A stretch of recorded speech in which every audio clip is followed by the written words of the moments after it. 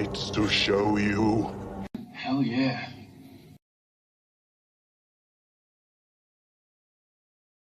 Hey everyone, welcome to the show.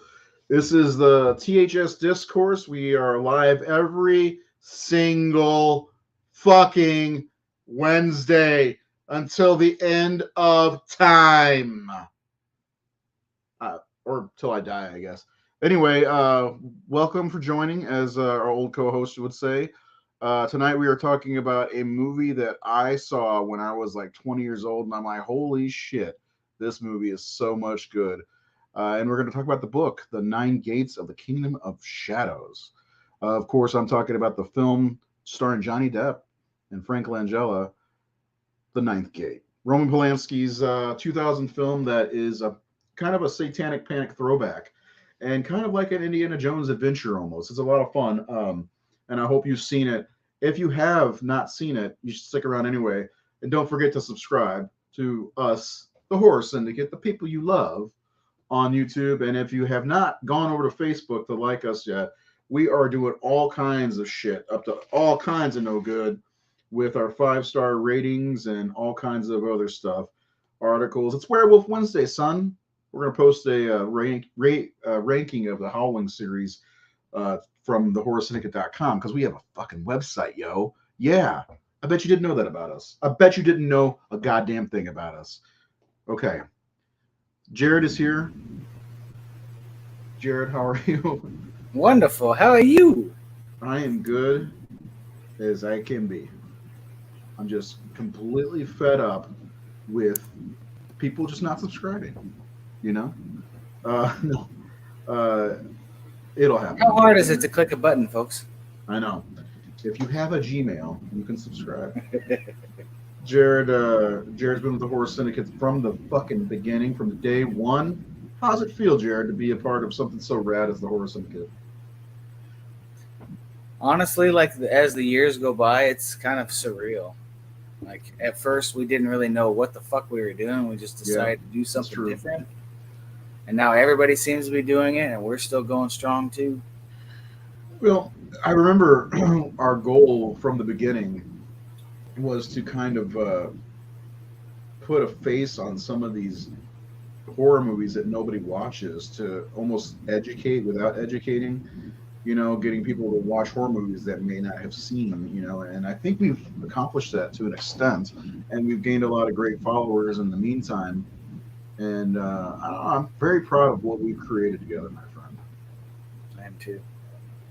Yes. And we've had many different looks and faces, you know, throughout the years, sure. And it's, you know, when it comes back, kind of the evolution of horror. When you think about it, anyways, there's always a change and things going on. Yes, I'm writing an article right now about the rebirth of horror. It's going to be a good one. But it went, like I was about to say, though, it all comes right back to me and you. We started this thing, and it's no matter what, it's me and you. We've had so many different people, between Brian Lombardo, Ray Canella, you know, all these people. Morgan's still somewhat around, and now we have our own little Seth. There he is, our own little Seth. How are you, Seth? Not bad.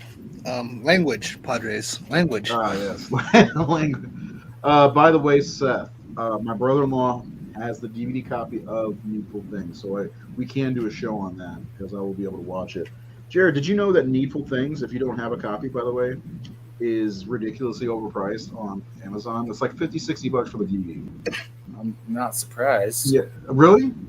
Well, Seth and I, he's like, oh, I'd love to do a show on Needful Things, and what was the other one? The Dark Half. The Dark Half. I'm like, oh, okay, Stephen King stuff. I'll check those out. So I was like, I'll just buy them. They're probably like $10, you know? Yeah, no, it's an out of print release, if I remember right. Like it's Yeah, and I can't find them, actually, and like in the area. Alex, my friend, how are you? You're probably not even here anymore. Alex comes in, drops a comment, and bounces. I know what he does. I know exactly. Well, he's fighting crime in That's true. green wetsuit. I mean, he does kick ass. Due diligence, though. He multitasks. Sean's got the right idea here. Sean Denson. Yes, this film is terrific. It really blew me away. We're going to get into that. Oh, there he is. He's still here. That was a trick to see if you were still here. Anyway, this obviously will be a spoilery episode. Before I forget, because I actually already forgot, we've got segments that we usually do. I did not. I completely forgot to do my my questions, so we will not be doing that tonight. We'll do that next week. But we do have Seth's segment, which we'll do in a second, and Jared's got tidbits. And then I think we'll just kind of get into the meat and potatoes of the movie, because there's a lot that goes on in this film. A lot of good too. This is one of my favorite Johnny Depp movies for sure. And Seth was first time viewing a couple days ago ever. And, Really? Jared and I, yeah. So I definitely want to get you. Yeah, I want to get his views for sure. Because Jared and I think you and I have talked about this a few times about our love of this movie, because it's a good movie overall. Like I said, it's kind of an adventure. It's kind of a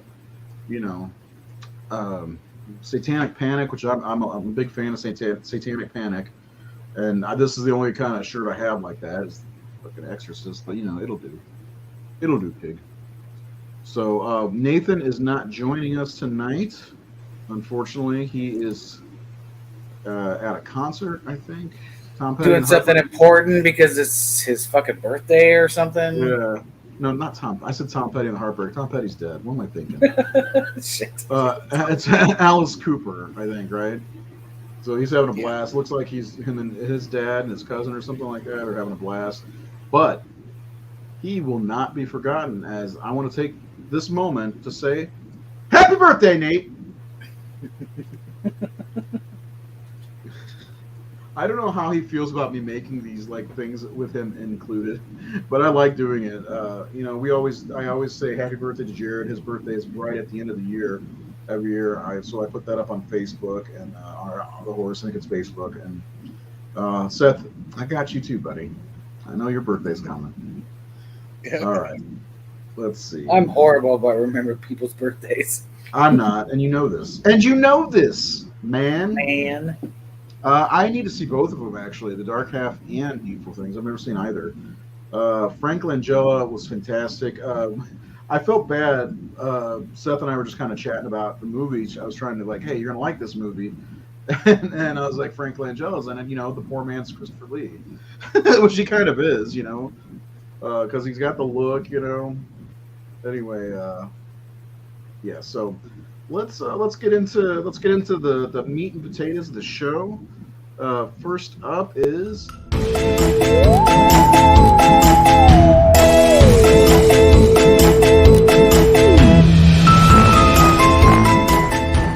An asshole.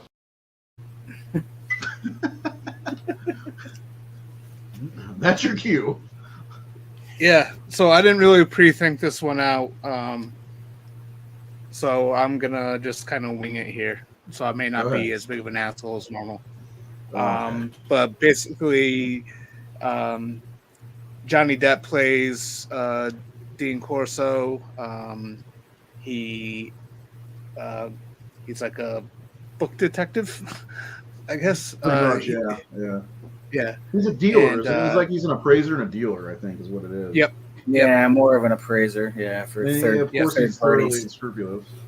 Thoroughly. And he's hired by Christopher Lee's variant, Frank Langella, to locate one of the Christopher Lee's variant has one of the 3 copies of the book, the 9 Gates of the Shadows. 9 Gates of the Kingdom of Shadows. Yeah. Yeah. And so he hires Jack Sparrow to track him down to sort of authenticate the books, because he's not convinced that, or he says he's not convinced that all the books are real, which I have a theory on, which I'm sure you guys do too. But so Jack Sparrow goes and he kind of does the legwork, getting in touch with the other two old people who have the other two copies of the books, and he tries to compare them. And as this happens, strange stuff begins to happen. He's literally fucked and then beat up 2 seconds later. Yeah, and it all kind of has to do with opening up the ninth gate and rising Lucifer, good old Lucy. Lucy, LCF. LCF. Yeah. So before we get into Jared's little tidbits, Seth, what did you think of the movie? I actually really liked it. Yes. Yeah, it was really good, and in a way, it kind of, I know it's Roman Polanski, and he's a great director in his own, but it kind of seemed like a dark Hitchcock movie. And I could see that with the way that things are happening with Johnny Depp's character and with everything that's going on, and even with some of the music. So I thought it was really good. I had fun watching it. It did not bore me. And I will definitely watch it again. Yeah, they need to. I don't know that there's a Blu-ray edition available, but they need to put one out. I got it on DVD. Yeah, I was gonna say I have a really old DVD of it. And Beard, I know you like this movie quite a bit. Yes, I have it on Blu-ray. You do have the Blu-ray. Mm-hmm. I don't know how readily available it is, but I do. It's almost. I don't think it is almost at all. I think it's pretty much out of print. She does. He's correct. I mean, this guy is on point tonight. Lyanna Telford has a great tush. She does. She really does. And let me tell you something. I'd let her do all that to me. All of it. The biting your chest, too? Sure. Yeah, sure. Why not? In the moment, yeah. Why not? Yeah. Not that moment particularly, but... Yes, Roman Polanski is a sexual predator. And a sexual Tyrannosaurus. Yes. Yeah, that's why he doesn't come back to America. Right? That's why he lives in Europe forever. Yeah, he's not ever coming back to America. I think he made Whoopi with like a 13-year-old or something like that. Yeah, he definitely fled extradition, so to speak. Yes. So, I mean, he is a piece of shit for that. Yeah, it is a shame that, such a great filmmaker is such a piece of shit. And it seems like kind of a to-do in horror at some points, because you got the Jeepers Creepers guy who's a complete garbage can. Piece of shit. Yeah, so, unfortunately, Roman Polanski, who's made one of my favorite horror movies of all time, Rosemary's Baby, sucks as a person. Yep. But he is quite the artist. Maybe he should cut off his ear. But anyway, when did you get to see this one, Jared? I actually saw this in the theater. You did? 99, early 2000 when it came out. I would have been a junior in high school, I think. I actually got to see it in theater. I actually owned it on VHS. Me too. Wore the fuck out of it. Me too. And now I have it on Blu-ray. Like, I've seen this movie probably over 100 times. Oh, man. I maybe not that many times, but like, I might be over-exaggerating a little bit, but it feels like a lot. It's one of those movies that I could just toss on anytime, and I fucking love it. Or watch it in the middle of wherever, like a lot of times when it was going through its cable run, it would pick up, like, I think right when he would meet the twins that originally owned the Telfer book, the great mustaches. Yeah, and so, like... Yeah, those two. I love those two, by the way. I like the guy who drops ashes on and just wipes them off. But but yeah, there's a lot about this movie. There's the chase for the books. There's a lot of cool mythology along with the idea of the nine gates of the Kingdom of Shadows, or what they call it, the Del Demonico, or something like that. It's something along those lines. And plus Boris Balkan as a character is so like mysterious, and what is he up to? Of course, we know that he does want to bring forth Lucy, but some of those are in my fun facts. Yes, Polanski was Sharon Tate's husband. Yes. Is that what he had to deal with that aftermath? He's the POS, but how do you? Did he do that after Sharon Tate died? Yes. Yeah. Okay. Yes. All right. Hey, Jared.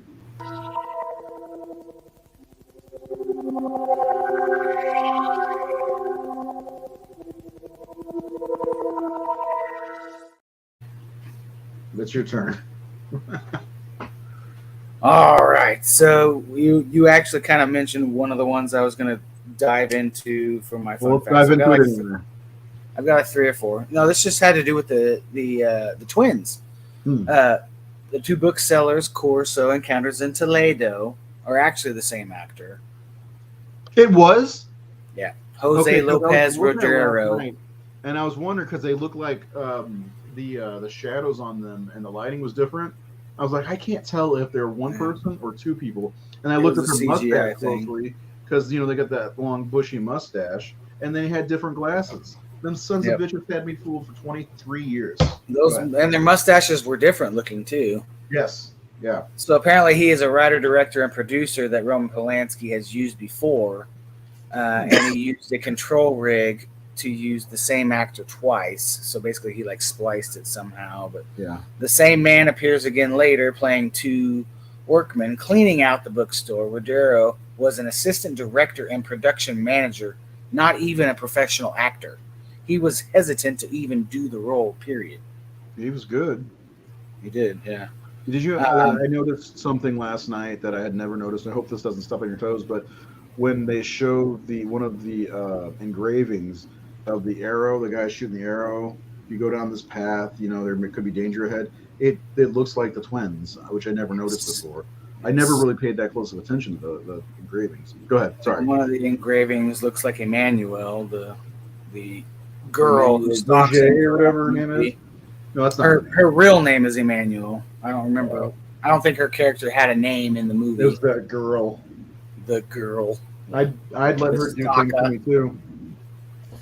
But the book you were talking about before I started this, the De La Monica, that was based. I don't think it's an actual real book. No, I don't think so. That was a book that was supposedly written by the devil that Aristide Torquia translated and made the Ninth Gate, Kingdom of Shadows out of. Did that make him a prophet of Satan or Lucifer? Pretty much. Yeah, pretty much. Yeah.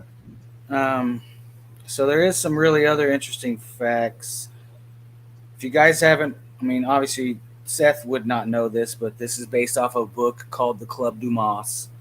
I have not read it. I own it. I have too many books to read, and I don't get to them. But the author his name is Arturo Perez Reverte, and the book's called The Club du Mas. And it actually has a lot of the actual artwork from the Ninth Gate book in his book, which is interesting because he had to approve all of those engravings for the movie. The only one he didn't want was the one showing the girl riding the dragon, which was the Emmanuel character. Which was the last one. I would let her ride me outside a burning building. Hell yeah. With those eyes. That body. Whew. That face. Anyway, go ahead, Jared. We're going to touch on what was already brought up. The New York City sequences were shot in Paris because Roman Polanski could not set a foot in America. He's still wanted for his 1977 pedophilic crime charges, so everything obviously was filmed over in Europe. It was convenient. Johnny Depp actually took a pay cut to do this movie. He didn't take his normal $10 million payday. And that was back in 2000. He was already making $10 million per film back then? Yeah. Because he was kind of I've always felt like Fear and Loathing was like his big kind of comeback breakout role. Because after that, he started making Pirates of the Caribbean, this, and a few other things. Oh, he was in Chocolat at some point. Chocolat and Don Juan DeMarco. Oh, he was in that movie with Al Pacino too. The gangster. Donnie Brasco. Donnie Brasco. Brasco. Yeah. Yeah. Gangster informant. I remember. Thanks. She was off camera. It's Brasco. Was there any reason he did forego his take a pay cut? No, it just says he didn't take his usual fee. just for the opportunity to work with Roman Polanski. That's what I was wondering if it was that. The mystery girl. I don't know if you guys noticed this, but she was reading the book How to Influence Friends and meet people and stuff like that. That's the right term. How to make friends and influence people. Charles Manson also read and used this book in his cult quite often, so it's kind of an interesting, fucked up connection there. Yeah, considering his followers killed his girlfriend. I don't know if were they married. I don't know if they were married or not. Yeah. Were they married, Sharon Tate and Polanski? They might have been. Oh, look who's here. The horror master guy or whatever.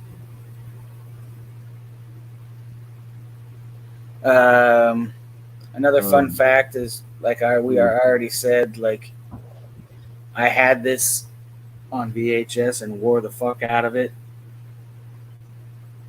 I was actually able to see it back in the day. Like, it's just, this is one of those movies, like Ray said, I could just watch whenever it's on, wherever it's at. Like, once we actually got dive deep into it, there's an interesting parallel that I noticed watching it tonight, because I haven't watched it for about a year, but we can move on. Next, okay. I gotta go to the bathroom real quick. We'll go to the bathroom. We'll get into the story a little bit. I gotta pee in the pate. Uh-oh. Wash your hands. Sicko. So let's dive into the story a little bit, Seth, if you'd like. If you wouldn't like, then you can bounce. So the story, of course, starts off. What did you think of that beginning, by the way, of Dean Corso? Like overselling what that collection was worth, and the guy who obviously had probably had a stroke, and he's like clutching his thing, and even the family members. So you get a kind of an idea of what kind of character Johnny Depp's character is in this movie. He's kind of a turd brain. Yeah, but I liked it. It kind of made his character fun. Yeah. I love his interaction with his friend about it after. Mm-hmm.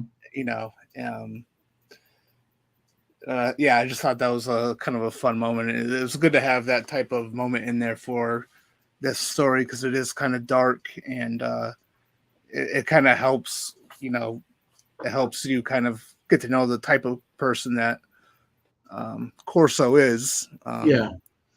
It's a great introduction to his character for sure. Yeah. He's kind of a snake who, he took the Don Quixote. Oh, damn it. I need to make sure that's not on, because we can get shut the fuck down because I got 5 on it. Yeah, his introduction is really great. The only one thing I was kind of disappointed with this movie was it didn't come back to that other dealer that called him Unscrupulous. Because, I would have loved to see him pop back up at some point.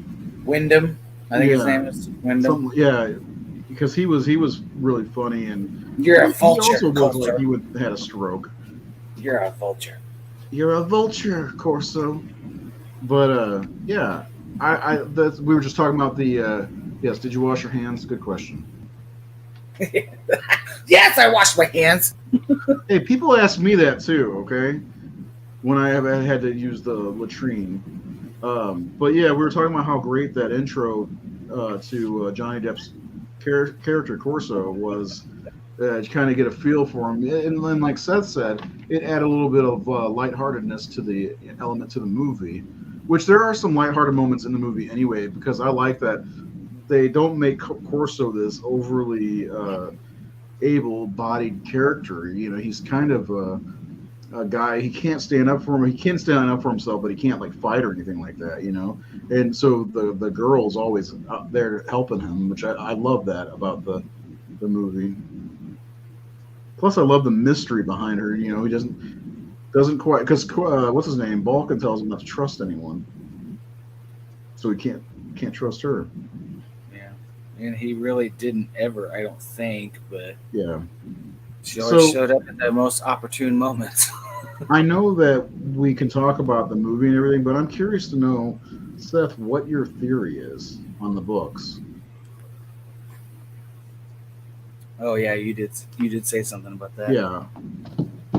Oh no, well, my theory wasn't really on the books. It was just like on the fact that um, Balkan he kind of like misled everything. Like he kind of like the whole thing with him not believing that all of them were authentic. Like I think it was just a matter of him getting Corso to do his dirty work because he did have, it seemed like, a bad relationship with the other people who owned the books. Yeah. Oh yeah, they already knew who the fuck he was. Yeah. Yeah, so he was getting Corso to do his dirty work to get close enough to where someone could take the wow, I can't even think today. Well, yeah. I mean, look at the Baroness's reaction when she finds out, who he's working even for. associated with him. Yeah. So You're talking about the engravings, Seth? Yes, Yeah. the engravings. Yes, you that's need it. Corso to get the engravings because everybody knows who Boris Balkan is. I'm guessing at this point, especially in that world.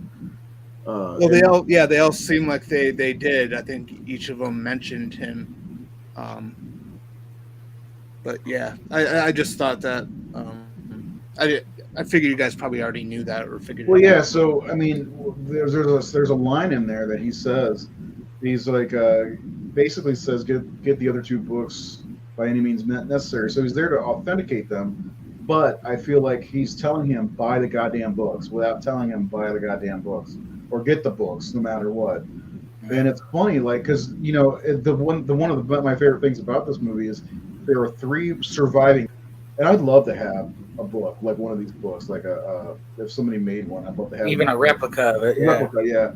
And but like the thing I like about it is when you start seeing these engravings, they're all different, just slightly, and they're done by Torquia and LCF, Lucifer. So I love that they're all a little bit different. You need, like, I guess you need all 9 of the Lucifer ones, right, to go to that castle or whatever it is. That Boris Balkan bathed himself in gasoline, or whatever it was. That was an uncomfortable scene. I always crack up when I watch the movie, and it's only one part that Langella does. And it makes me think of Skeletor every time. His absolute power. He says that. He says, well, it's like a part in the movie where he's like, all I want is absolute power. Yeah. And I think of Skeletor every fucking time. Fucking Skeletor. Absolute power. I once dated a girl who I considered Skeletor. But yeah, that's like, I don't get too deep of a horror feel from this movie, and I wanted to ask you guys about that as well, because there's not really anything terrifying. It's there is like an edge of your seat kind of feel to it, but what kind of feel of a movie did you get out of this one? Because I never really felt like pure horror to me. Go ahead, Seth. I mean, it had some horror elements to it, and like you said at the beginning of the show, it kind of had like the satanic panic thing going on. Yeah. But also at the same time, it's not like a straight horror movie, and it is about the mystery. So I don't know. I guess it's kind of like a horror mystery that leans a little bit more towards the mystery than the horror. And like I said too, for me, the vibe I got from it was dark Hitchcock. Mm-hmm. I totally can see that. Dark Hitchcock. Well, I mean, some of Hitchcock's movies are dark as well. But I can kind of piggyback on that. It's definitely very suspenseful. It's one of those movies that kind of keeps you on the edge of your seat as you're going. Like, yeah, it does have its moments where it kind of gets lull and a little slow, but that's only when you're following Corso's character progression. But a lot of the times, he's always talking to somebody, or either trying to get himself killed or somebody trying to kill him. I was actually alluded to this earlier, but when I was watching this tonight, it reminds me a lot, and I can't really say it, only say it this way because it was a much more successful film. It reminds me a lot of the Da Vinci Code. The way Dan Brown wrote his book came like 10 years later after this book was written, but just the vibe and like just going to different cities and investigating stuff. Yeah. It's kind of like the reverse. Robert Langdon feels like Dean Corso. Well, yeah, and in a way, it'd be like the reverse Da Vinci Code if you think about it, because you got Da Vinci Code's all about God or Jesus or whatever, right? And then this is about raising the devil. So it's kind of it's the yin to the yang or whatever, like the yin yang twins. I thought it was an interesting. Like obviously the movies are and the books probably are not very similar, but just the way the movies were made. I'm curious about the book, like what the differences would be in the book, versus the movie. Because I haven't read the book. I didn't know it was based on a book until like a couple of days ago when I was looking it up and getting ready for the show. I've owned it for a year, and I just don't have the time to read anymore. Was it readily available, or did you have to seek it out? I think I bought it on Amazon. Okay. It might be something to look into because, if it's anything like the movie is. You said that there's some low parts. I don't know. For me, it was never like that. I was kind of always invested in or maybe broody, moody parts where it's kind of slow and he's sitting there drinking his drink and smoking his cigarette, and just reading the book and doing his research and stuff. Right. Because there's a couple scenes where he's like in a library. I don't know. I kind of like that stuff. And Sean Denson mentions it's like a slow burn, and that's an absolute truth to the movie. And I love slow burns. Thank you, Ty West, for that. I watched 20 minutes of this, got bored, and turned it off. Hey, Sean, go back and turn it back on because it's good. Yeah. Seth, tell this guy. Give it a little longer than 20 minutes. Yeah. I would say for sure. Because the first 20. Oh, sorry. Go ahead, Jared. No, get him. Sean, watch the rest of it, or you're grounded, young man. Yes. This is your Uncle Frank talking. You remember, come to daddy. But yeah, no. The guy didn't even die in the first 20 minutes. Like you don't even know what's happening yet. Well, okay, let's go back to the opening of the movie. We talked about Corso and his intro, but the movie starts off with this like a long shot of a man writing something in his study here. And you can see he's got these old ass books and all that different stuff. I think it actually starts on the step stool that he stands on. And, he's writing something down. And I did not expect him to hang himself. And how well that was shot. I thought that was a really great shot. It shows his feet and then it shows it tip. And then, you see the chandelier break from the ceiling. I thought that was a really interesting way to open the movie. It's like, it almost gives, like when you learn that he owned the book, the one that Balkan had, it almost gives the movie and the book itself kind of that supernatural quality. Like maybe, the burden of being the person who owned the book, even though it was for his wife, was too much. Because did they ever say why he killed himself, Telfer? They alluded to it because he may have found out what his wife was doing with the book. Yeah, but she was just an amateur, though. It was like amateur hour from that piece, right?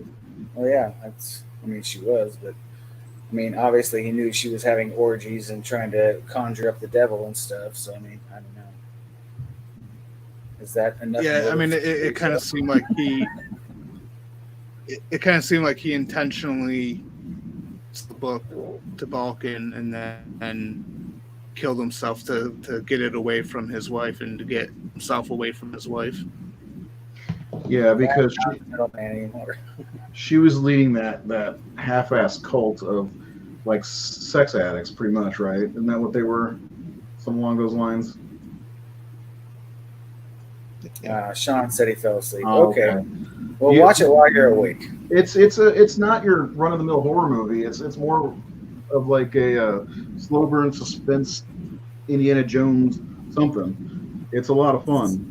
It's an investigative film. Yes, for sure.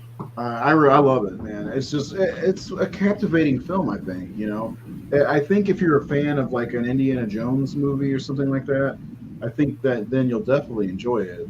Not saying that you only have to be a fan of, because it does. It's not exactly like an Indiana Jones movie because he does a lot of crypts and shit like that. This has some of those qualities that you see in a movie like that, in my opinion. Dr. Jones knows how to fight too. He does what? So Dr. Jones knows how to fight, though. That's true. That's true. And unlike Dr. Jones, there's no time for love, and he finds time for love. So I don't know. Find time. Yeah. Oh yeah. I'm sure Dean Corso, which is Italian for run, right? Could find time for some loving. What else do you guys want to discuss? I didn't really do a good job of preparing for this. Today was kind of madness for me. It's all good. I did find another fun fact that I totally forgot to mention, though. This is a totally weird fact, though, but you guys saw the book bag that he was always had with him that he carried the book in? Yeah. Apparently, it was a small bag carried by French soldiers around 1935. It was used to carry ammunition and other small items. He was literally carrying an antique book with an antique bag in the movie. That's cool, actually. But I was gonna say that like seeing Johnny Depp with the goatee, the outfits he was wearing, the very monochromatic look, he looked very much like this kid. Like he really dove into this character too. I just want to throw that out there. Yes, he did. A few times. Didn't she have some glowing eyes too at one point? Yeah. Yeah. Hypnotizing green. Oh yeah. Yes. Absolutely. But like again, Seth, you were newer to this. I feel like, is there any talking points you want to bring up? Because Jared and I have seen this over the years quite a lot, and I don't know why I'm having such a hard time thinking of things I want to say about it, because it's just there is a lot to this movie. You've got Corso tracking down the books, meeting all the owners and the previous owners of the Vulcan Telfer book. And then, by the way, that seeing the Baroness in the wheelchair on fire, and then she's like hitting up against the door. Yeah, that always made me laugh because it looks so silly. But who did that? First of all, who did that to her? Was that Vulcan or was that Telfer? My guess it would have been Balkan because they didn't have the engravings. Balkan. Then what's the point of him having Corso do it? Kind of because go ahead. I want to fresh perspective. Go ahead. Well, for me, it felt like it was just the whole authenticating the books thing was just I don't know, just a sort of a ruse in itself. It was a meaningless task. It was just a matter of getting I forget the chick's name who was with Johnny Depp. She showed up with him quite a few times. She didn't have the woman a name. with glowing eyes. Yeah. So the woman with no name. I think it was just a matter of her grabbing the engravings. And I don't know if the fire was intended to kill him too, because that was the last book. So mission accomplished on that part. So hold on. So you're saying that she did it? I think so. I think she was. I think she was. Well, it was either her or it was Frank Langella, but it was just a matter of him getting those engravings. Well, yeah, because because I never even thought about this, because I was like, I thought for some reason I always thought it was Telfer just trying to get another book, but like the scene where he goes to the guy who owns the second book, right, and then he leaves, comes back, and he's dead, and go ahead, Seth. What do you got? Well, I was gonna say though, but like it couldn't have been her because Frank Langella had all the engravings, so it was a matter of getting the engravings, ripping them out of the book, just throwing the rest of the book in a fire to destroy it to sort of cover the tracks. But yeah, at the end, that's right. The engravings were out of the book. Right. Yeah. He needed the only one that he needed was the one that he let Johnny Depp borrow, which was then stolen by her, which is why Langella came after her. But like he had all the engravings for his little ritual thing at the end. So I don't think it was her. It was him or the woman with no name getting them for him. But I the more I think about it, though, the more I think it kind of does point to Langella's character Balkan, because he always like knew where to call, when to call at the right moments. Like he was kind of like a couple steps behind Corso. Well, and there is that important scene where Corso calls Balkan from a phone booth in New York, and he's like, "Where are you?" Because you can hear either a train station or an airline or something like that. So I guess I like Balkan had to have been watching him the whole time. Yeah. Because he even said he feels like he's being watched. So he had somebody watching. Now the girl though, the girl I always thought was more of the protector, but then the ending never made sense to me because was she protecting the book or Corso? Or protecting, was she Lucifer? Who was she? She's propagating all of this. And I'll tell you why. Tell me why. This is what I got after watching it so many times. So Balkan tried to bring Lucifer out. Right. Fucked something up. Right? Okay. Earlier in the movie, Corso calls her his guardian angel. She says something like that. Something like that. Yeah. She is not. She is the guardian devil. So when they're having sex outside the castle, he is literally putting the seed into her to bring the devil out. Okay, but she wasn't working with Balkan. She wasn't working with Balkan. She's all on her own. She's either a demon or, you could call her the devil herself, but in my opinion, when they had sex outside the castle, they basically inseminated the devil inside of her. I never thought about that way. Yeah, I guess you could kind of see her as like an overseer of the journey to make sure everything happened. Mm-hmm. I mean, she did kind of point Corso into the right direction. Always because moving him along. Yeah, especially at the end, though, when it was revealed that it didn't work with Langella because he had a fake, right? Wasn't that the deal? The reason why his whole ritual didn't work was because he didn't have the actual right engraving.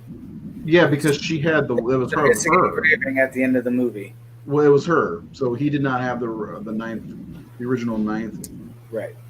Because at the end of the movie, it went back to Italy with the twins' building, and there was another engraving there. So he didn't have all of the right ones. So what? Hold on. Yeah, that's right. That's right. So, okay. A prequel to The Omen, then. Sean, tell us your theory. I'll be right back. I heard something. It sounded like something fell out there. Be right back. But it could also be, too, that, like, maybe she knew that Langella's character was like on the wrong path. Maybe it was about the person who does it has to be on the journey themselves instead of hire someone to do the journey for them. I don't know. I'd imagine probably that stuff would probably be in the book more detail Yes. in the book. Yes. And I wish I I have a weird- wish I had read it yet so I far. have a sinking suspicion that Seth is going to end up reading this book. Am I wrong? I thought about it last night because, Yeah. unlike you guys, see, I saw in the opening credits it said based on the book by. Yeah. And I do own the book, and a lot of the engravings are in the book, so it's You kind son of a bitch. it's cool looking. I don't have time to read it anymore. This guy, Jared, did you hear what this guy said? Who? He's calling me out for not paying attention to the fucking credits again. I'm sorry. That's the one thing I don't like about this movie is how long the credits are. Do you realize there are literally 9 gates in the credits too? Yes. Yeah. But it's at the same time, it's like going through each gate. It's like, come on, just get on with the movie. I get what you're doing. Let's. I want to hear what Sean's theory is. I hope he posts it because I'm curious about his theory on the ending. So, what I'm gathering, I was going to look it up on Wikipedia real fast because sometimes they have a good breakdown in the story notes or whatever. Because I never really thought too hard on the ending. I just assumed she was his protector, but yeah, I think God, this is going to make me look at this movie differently. Not in a bad way, of course. Yeah, so the girl explains Vulcan's ritual did not work because one of the engravings was forged, and they stopped for gas. She leaves, but Corso gives Corso a note sending him to the brothers. That's right, because they had it on top of their shop, right on top of the thing, right? Right. And then you see that it was her. But they had sex before that, right? Yeah, they had sex outside the castle. Yeah. Did you not watch it recently? No, I did last night. I'm just like, for some reason, like I said, I got 2 hours of sleep last night also. I was busy doing fucking the 5-star rating stuff because I'm behind on all of it. And I stayed up till 4 o'clock and had to wake up at 7 or something. Well, I'm totally open to any interpretations because. So the 9th gate is open for him then, for Corso. For Corso is what I'm gathering. She's the guardian of the gates, is what I would assume. And she opened the gates and her vagina. The 10th gate. No, that is the 9th gate. Her vagina is the 9th gate. What a 9th gate it is. All right, Sean sent us a comment. It says, she was the devil and protected him against worldly evil. Do you remember the fear in his eyes when she was riding him? Yeah. Amongst the flames. She protected Corso to save herself. Interesting. This is one of those movies, and we've had a few where it can be interpreted in many ways, especially the end of it. Yeah. That's not bad. No, that's why this movie requires multiple viewings, because I'm sure that we can come up with multiple theories on, what happens in this movie or why this or why that. Other than Telfer stuff, she's just. And the only thing, now that you talked about Telfer again, what is up with her B-list Cisco? Yeah, he's a rock star. What is he? He looks like the guy from Snatch. He does. You know what I'm talking about? I can't remember what he called him. Not a rock star. What is he called? A gang star. I just keep seeing Cisco when he had that blonde hair and he's like, Let me see that thong. Yeah, I bet he still a Telfer song. She had that ass. Oh yeah, and her butt. Yeah, and that booty. BTB, bring that booty. Let's talk about the score for a minute, because when I was watching it last night, I was kind of taken back. Seth, I know that you are, and Jared, I know you are as well, but you guys are more so really into the scores and noticing the scores and kind of what did you guys think of the score for this? I like it quite a bit, actually, because it's got some very ominous sounding moments, and then it also has some playful moments in the score. But overall, I like it. What are you guys' thoughts on it? Go ahead, Seth. Okay. I like the score actually quite a bit. I thought it was really good, especially for the darker elements of the movie, for the mystery portion of it. Thought it was really good, and then there was the like you said, the sort of like the sort of more light-hearted side of the score too, which I didn't like quite as much, but I think it worked, and it also just kind of reaffirmed what I've said twice tonight so far, with the way I just kind of took it as like a Hitchcock type of movie. Like it had that sort of feel to it. It kind of really cemented that feel for me of the way that Hitchcock used to make movies. But yeah, I liked that. I thought it was a good score. It fit with the movie really well. And it was, it was cool. I liked it. Yeah. What about you, Jared? Yeah. I mean, he said it really well. There was those parts when, he was walking around and on the train, and there's like very whimsical music. Yeah. Mm-hmm. It's like do do do do do do do, stuff like that. But when obviously the tone of the scene changed, the music dropped along with it. Like it wasn't. I can't say it was like awesome, but like it definitely helped the entire focus of the film. I don't remember who he had do the score for it, but I mean, at times it did feel very trademarky, but when it got serious in tone, definitely it changed. I mean, it's hard to talk about scores because, I mean, music has been going on for like 500 years that we know of, at least, orchestras and that in that kind of tone, but it's hard to reinvent the wheel when the wheel's been rolling for so fucking long. And this is a movie that's 20 years old, but well, I mean, typically scores are supposed to sort of help evoke the emotions of the scene for the viewer. And I felt like the score did that with the mystery aspect of it. It had that sort of dark mystery tone to it, and it kind of helped keep me engaged with it. I mean, even because, like we said, this is a slow burn movie, right? And a lot of it is Johnny Depp literally smoking cigarettes left and right, like me. And yeah, I was thinking that. I was like you? Yeah. And as I got one in my hand, Right. and it's a lot of him, just like doing his research, doing his job. And I think in order to, help the pacing of the movie, from not feeling really bogged down by all the slowness of it, the score kind of helps sort of amplify the mystery behind it and kind of keep it engaging, even during those slow moments. And I also noticed, like, when it's at its slow moments, it's almost like a tiptoe score.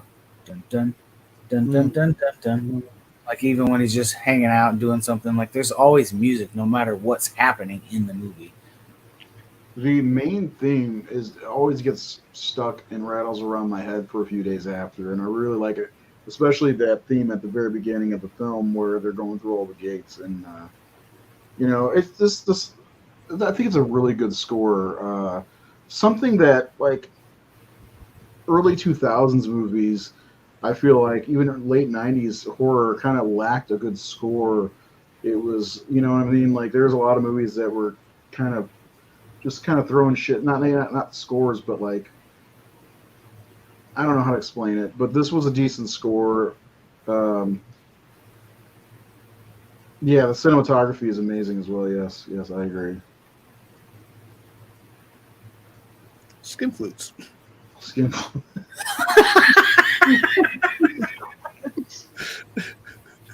I am dead. I am now dead. And moving right along. I want to remind anybody who's watching, who may watch this later, please hit the sub button and hit the like on the video, please, whatever you're watching this on. But hitting the like helps move this up and all that bullshit. But I do have some.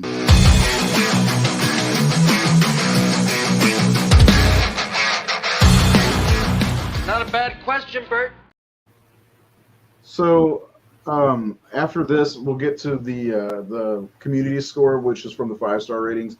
But I while we were talking, I ended up coming up with a couple questions. Nothing too like in deep because we kind of did go a little deep on this one. But just kind of like some bullshit questions, really. First one is, which is your favorite evil? Oh wait, that's an old one. I did that on purpose. Anyway, Number 2. Yeah, no, that's not the best one. Come on. I actually would say the first one. Thank you. Appreciate that. I'm glad that you found us on Facebook.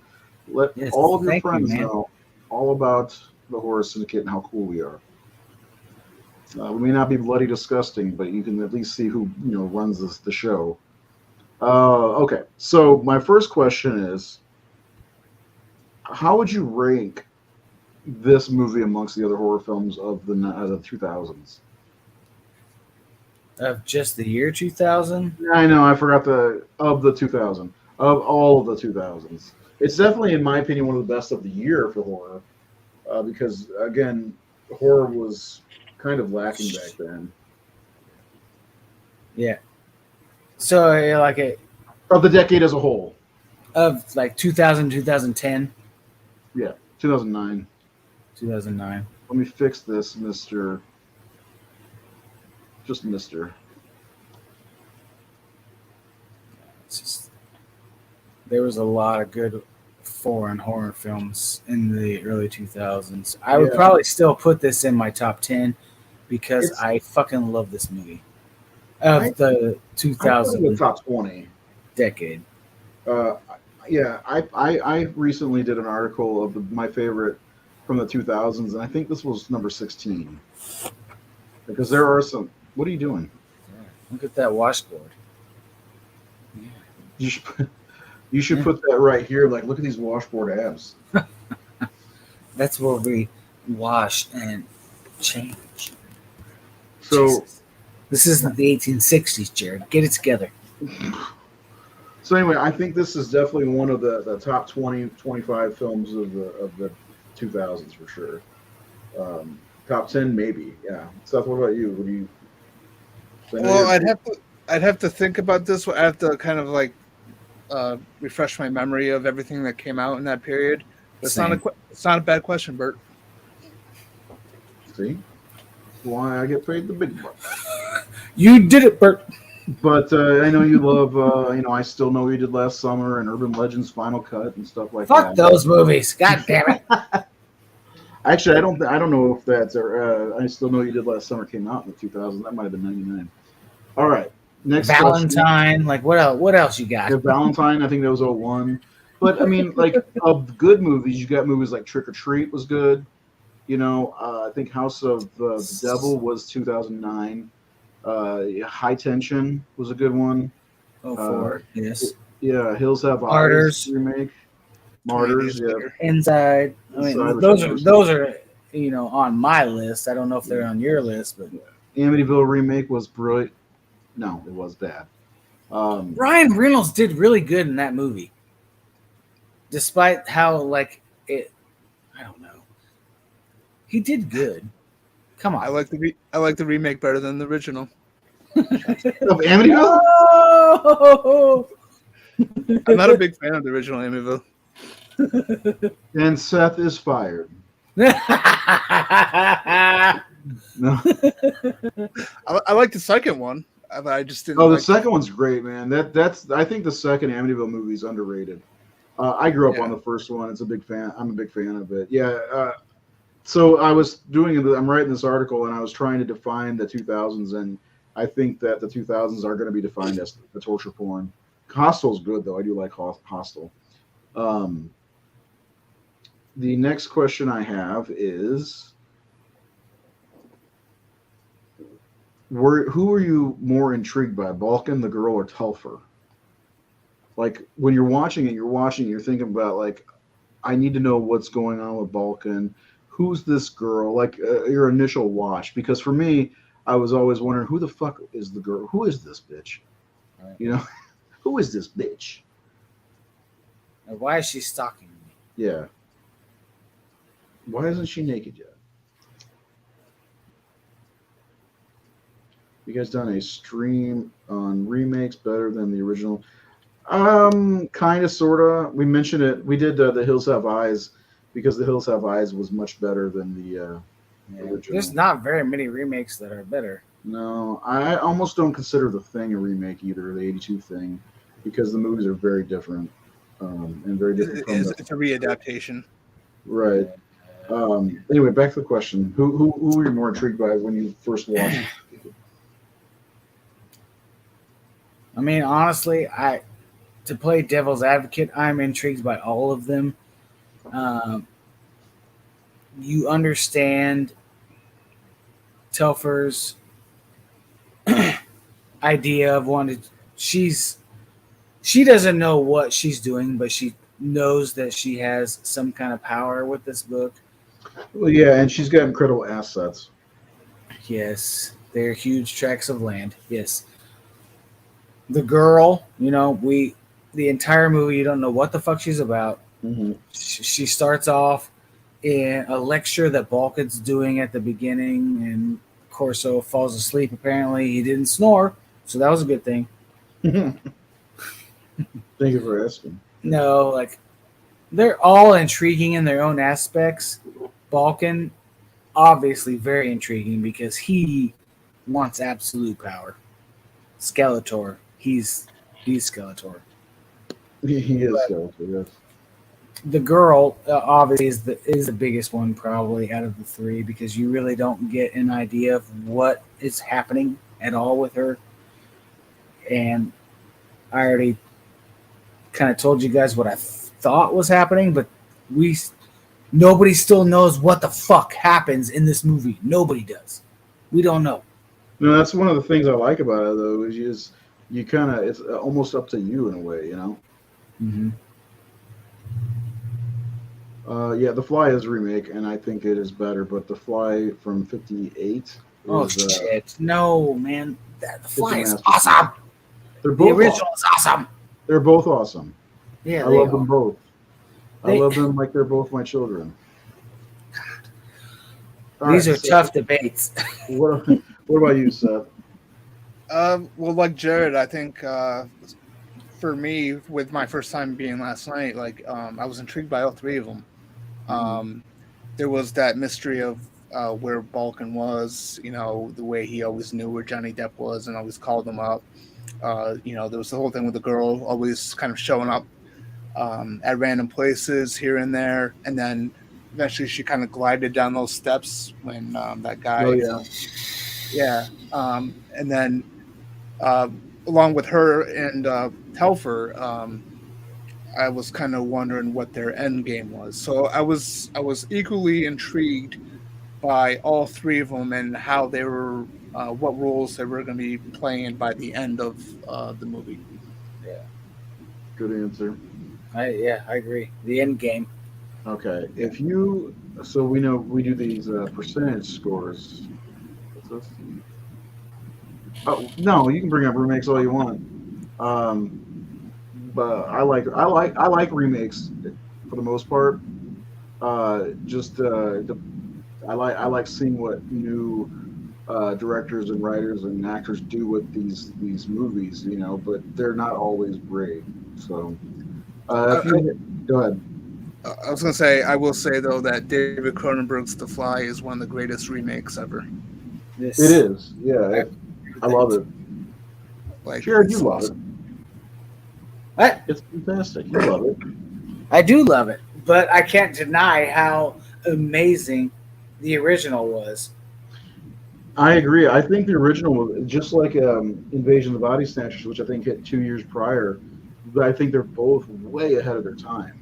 No, just like the special effects that they were able exactly, to do. Exactly. Yeah, exactly. The special effects, but even so, the storyline, and even though we look at the Fly from '58 and see a corny looking fly head and a little, his pincher hand or whatever. But like back then, that would have been fucking terrifying to see. You know what I'm saying? Like, I think the effects were really good. Yeah. So my next question is, if you had to rate on that 100-point scale the Ninth Gate, what would it be? I'd give it like an 87%. I give it a 90. I do have a little bit of soft spot for it. I fucking love it. Yeah, I do too. 9. Yeah, I'd give it a 9 out of 10. Yeah, that's an A. Seth, what about you?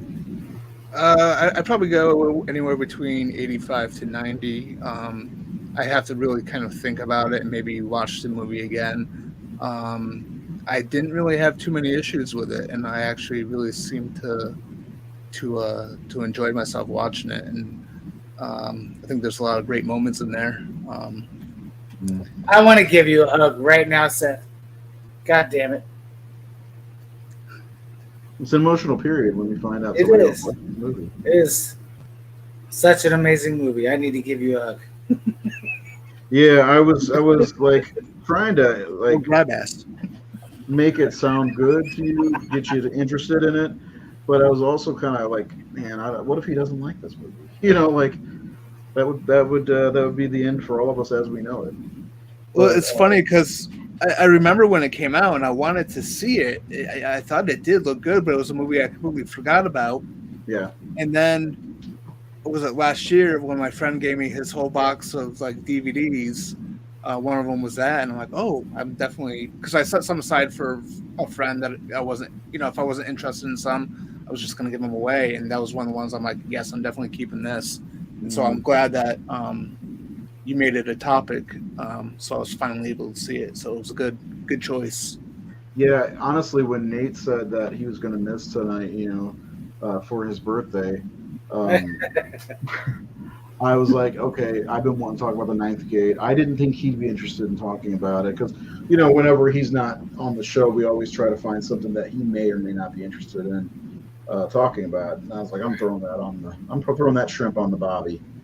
All right, last question. One thing okay, go ahead.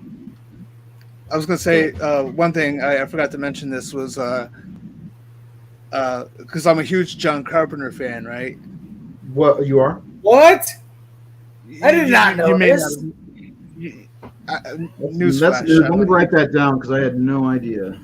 Yeah, so I'm sorry to shock you guys, but this I could totally see where this movie influenced one of Carpenter's best later movies, or it was a short movie for Master of Horror, Cigarette Burns. Yes, there was some similarities. I mean, they are different with how things play out and everything, but there were some similarities, and I thought that was kind of fun seeing. And then, can I be honest with you? When you keep talking about Cigarette Burns, like just based on the title alone, I'm like, I don't really think that's a movie for me. But when you said it has similarities to this, it's like, now I have to see it. Right. Well, it has nothing to do with actual cigarettes burning stuff. It's it's that little, that little. I mean, it's that little like it's the mark on the side of the screen. Right. It's a movie thing. It's yes. a movie terminology. Yes. Like from Fight Club. I fucking love Masters of Horror, by the way. Yeah, Cigarette Burns was like, I think, the best one in my opinion. Well, I will definitely have to watch that one once you send me one of your 5,000 copies. I'll send you a copy. Bam, bitch went down.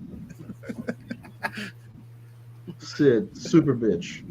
Another thing I was going to throw out too is another thing that I mentioned in our chat last night is that Sam Raimi's first Spider-Man movie has references to this movie as well.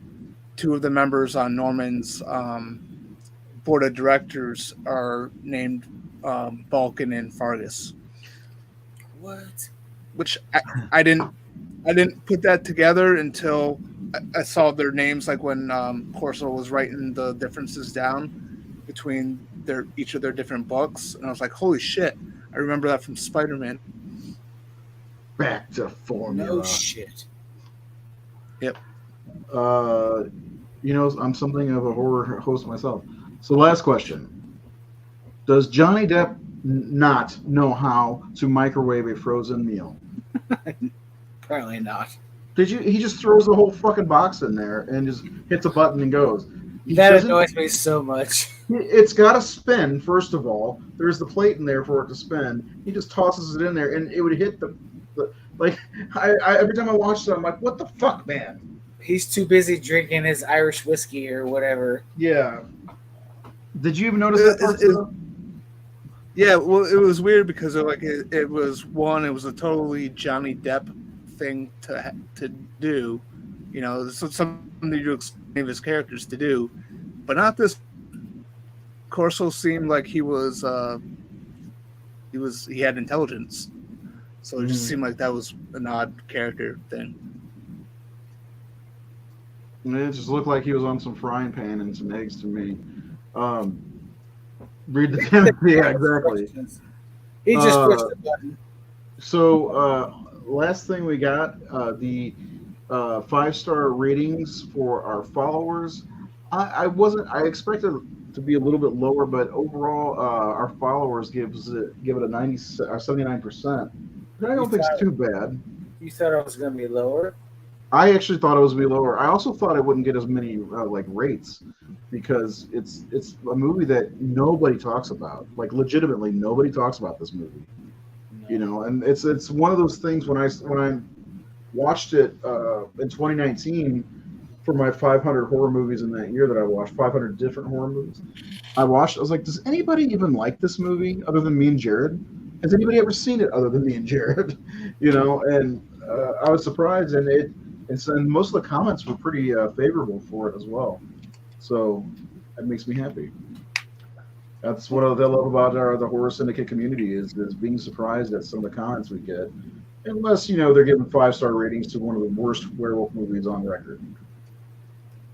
Right? Psychopaths, yes. The Howling 7 is one of the worst werewolf movies of all time. Some men just want to watch the world burn. Yep, I showed my friends the movie. Yeah, yes. Show everybody. Show your friends the Horror Syndicate. It's a great movie, just a slow burn.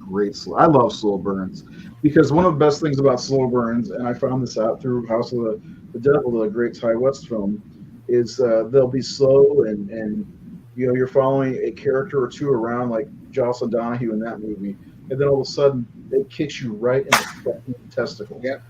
Like, are you the babysitter? No, and bam, shot right in the face. I was like, holy fuck. I like slow burns. But anyway, I want to say thanks to everybody who came out to watch the show tonight and watches the rerun on YouTube. Please, again, subscribe. We have to do that. And next week, we change the schedule. Jared, do you know what next week's episode is on? Neon Demon? No. It was, but I changed it. We are going to get to Neon Demon because I did watch it again like 2 or 3 weeks ago, and I think I did like it better than my original thoughts. But no, we were talking about it, and we decided that we're going to talk about Hellraiser 2, Hellbound Hellraiser 2. Didn't think Mr. Milliner would go for this one, but apparently he was jazzed about it because me and Seth have been wanting to talk about this, and I know you love the Hellraiser movies as well, Jared. So we're gonna dig deep into the second Hellraiser movie. I'm ready for Inferno. Say that again. I'm ready for Inferno. Oh Lord. So, Jared, you better show up for this one, motherfucker. Okay. What was it? Last summer we did a Hellraiser episode on a bunch of them, right, Ray? Sounds about right. Yeah, and I was like, cool, I'm going to talk Hellraiser with Jared, who's a big Hellraiser fan, and it's like, oh no, I got to do adult stuff, and I can't be on the podcast. I got to make money. I got to make money and make a living. I still don't know how she got her face back in Hellraiser 2. I'll be tuning in for that. Those are all good comments. What divides you on Hellraiser 2? I'm curious.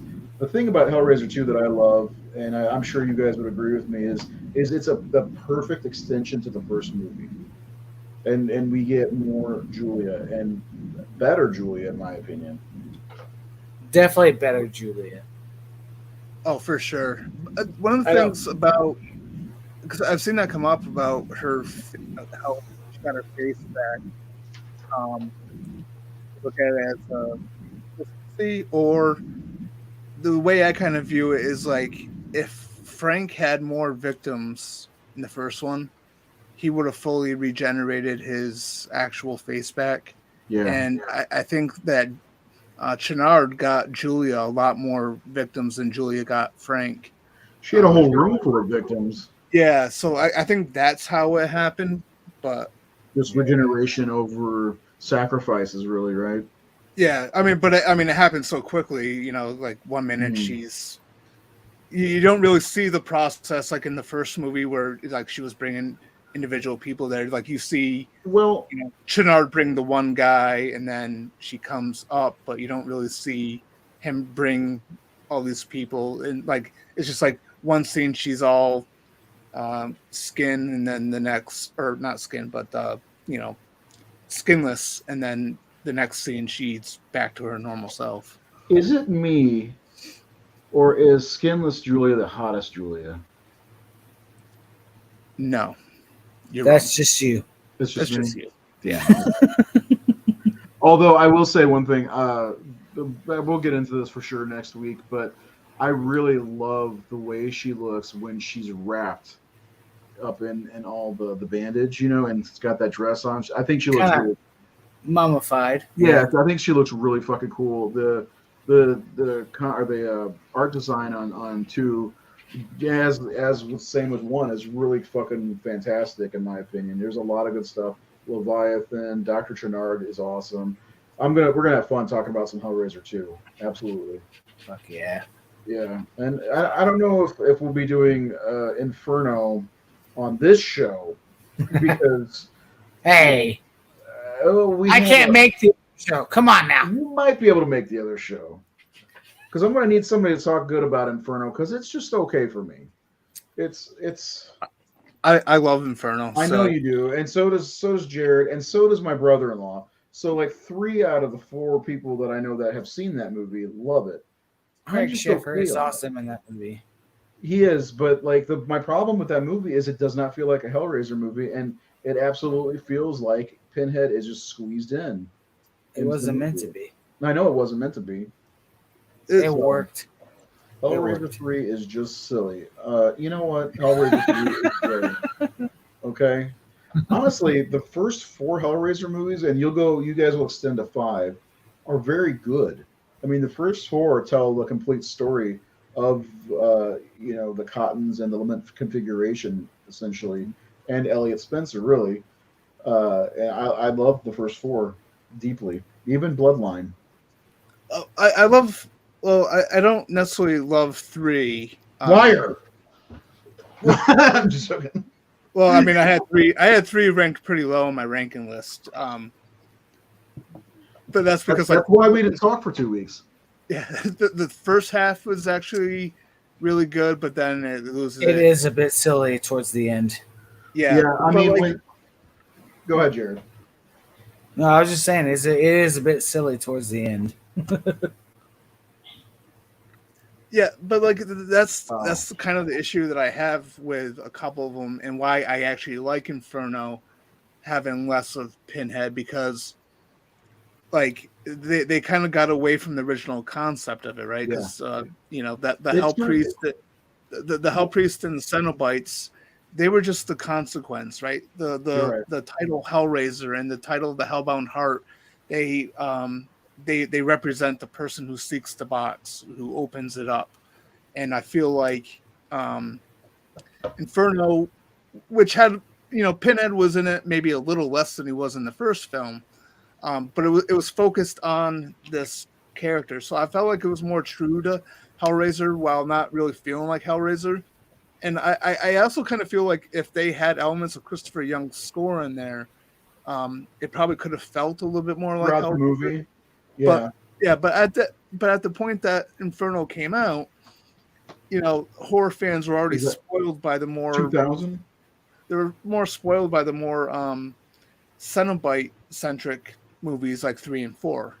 Well, yeah. I mean, if you think about it, in Hellraiser 2, Channard undoes the Cenobites, and they're gone. Even Pinhead, and then Hellraiser 3, he comes back through the pillar with JD and all that stuff, and then the box limit configuration, I guess, makes new Cenobites with some of the best '90s Cenobites ever, with the guy with the Doc and the CD and all that shit.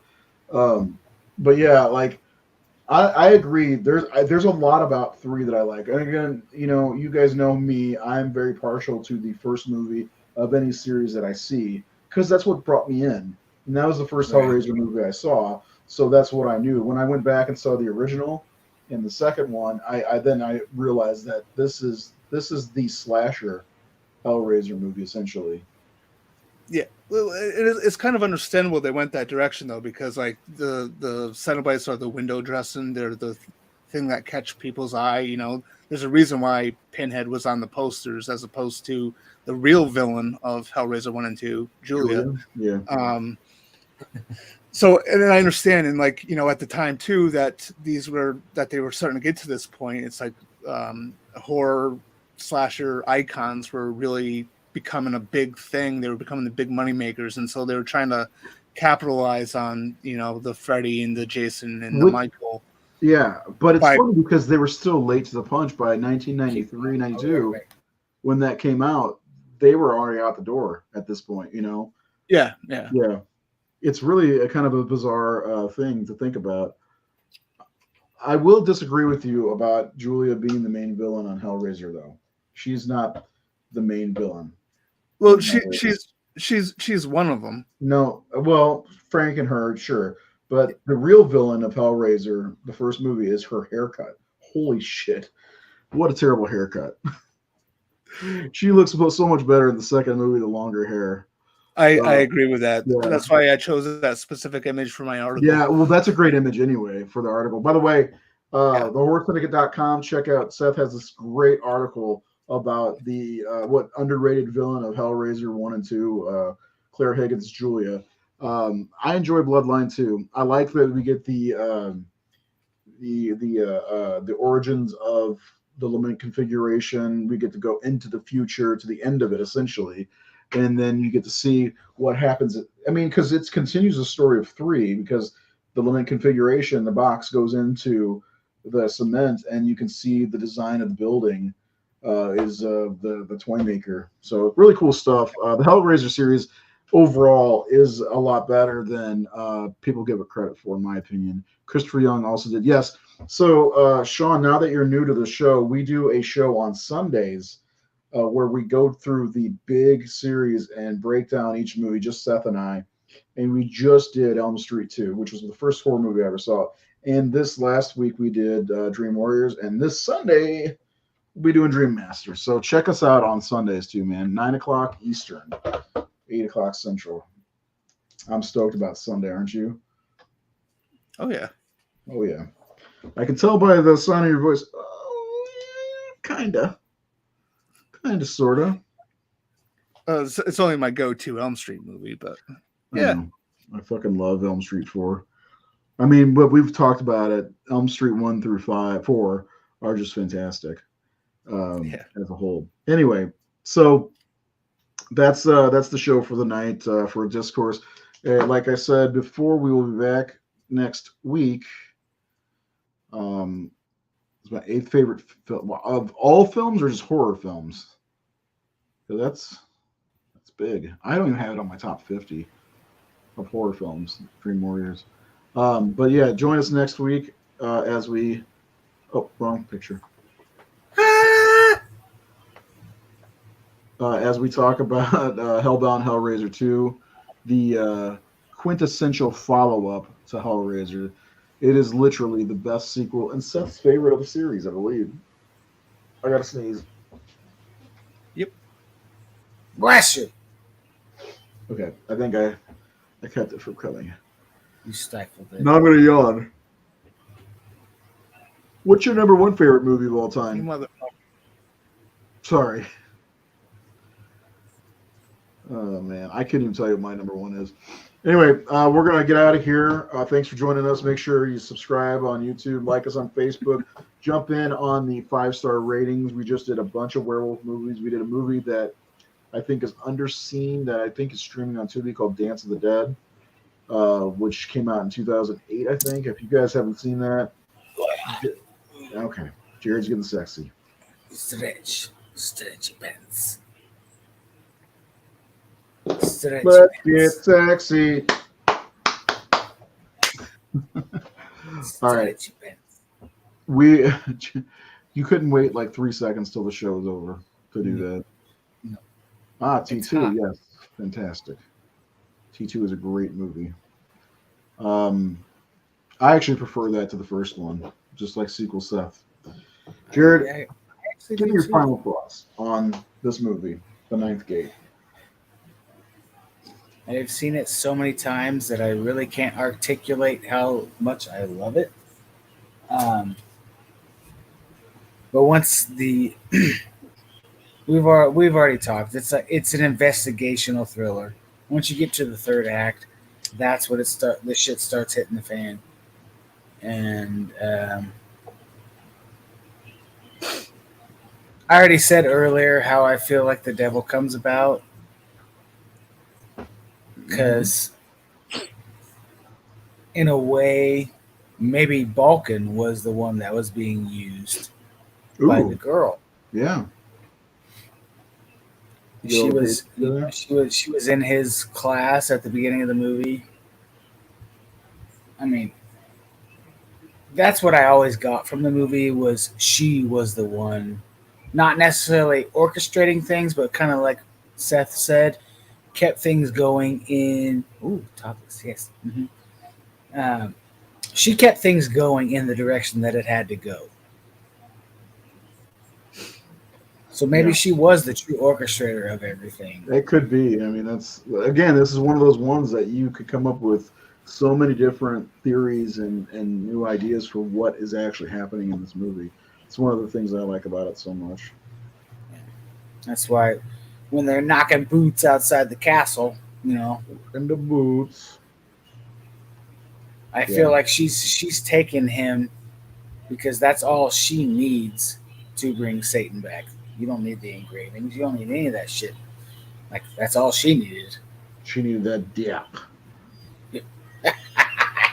Yes. Seth, what about you? Some final thoughts on 98? Well, I mean, it's it's a big dumpster fire. I hate horror movies. Why am I here? Good point. Fucking bullshit. Yeah. No, I did enjoy this. It was a good first time watch. I'm glad I watched it. I definitely will watch it again.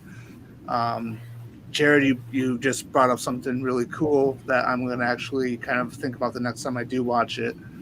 I do kind of agree with that whole thing where she was kind of masterminding, sort of, in a way, like she was, she was using Balkan, but then eventually she saw a more worthy person, perhaps, with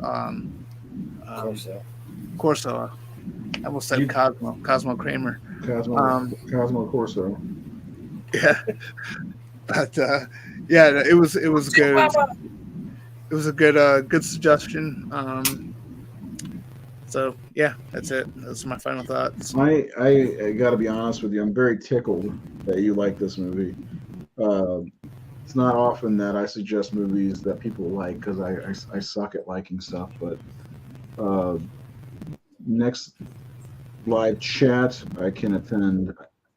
I'll give you guys okay. Sounds good. We will be back on Sunday, just Seth and myself. talking about some A Nightmare on Elm Street, Full Dream Master, and then next week Hellbound Hellraiser. I do love this movie, and I'm very glad that we were able to get the chance to talk about it. It's totally worthy of watching. So we'll see you next week, right? Maybe. Yeah.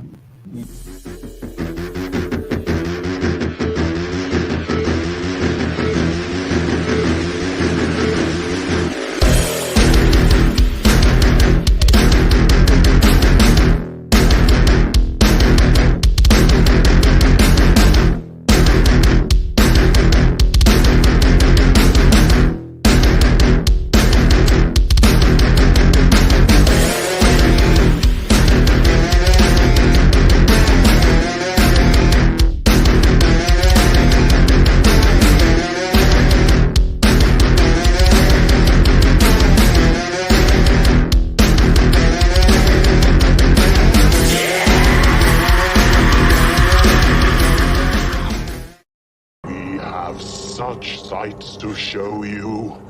Hell yeah.